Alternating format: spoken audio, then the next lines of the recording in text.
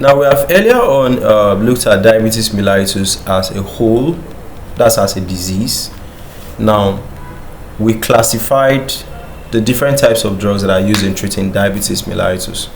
So here we are now taking each class one by one, looking at different types of drugs that are under that class and an overall of how the class works in general, their mechanism of action in general.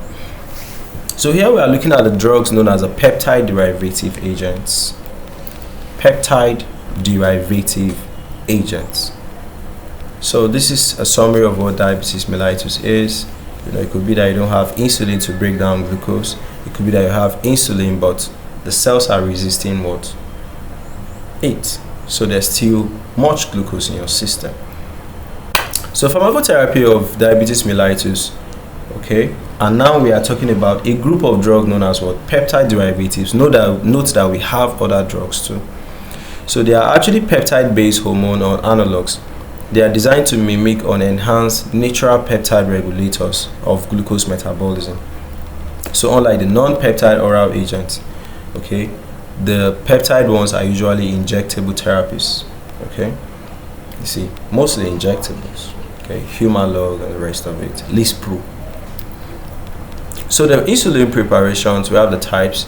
We have the rapid acting, like the insulin Lispro, the Aspart, the glulicine, okay, glulicine, right?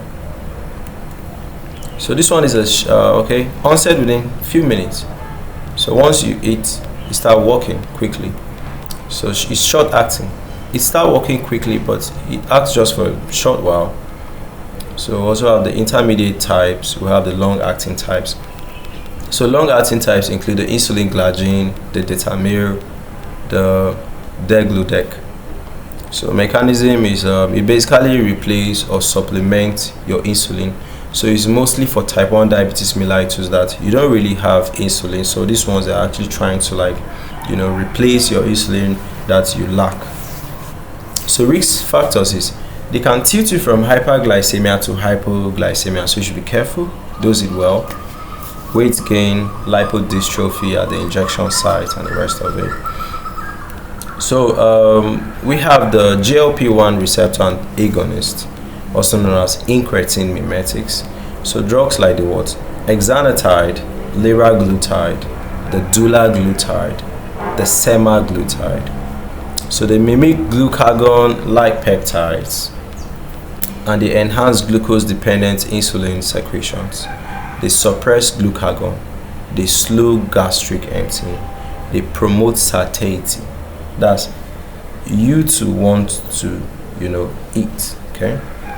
So they decrease the amount of glucose that is bound to hemoglobin. That's a hemoglobin A1C, and also weight loss and also cardiovascular benefits.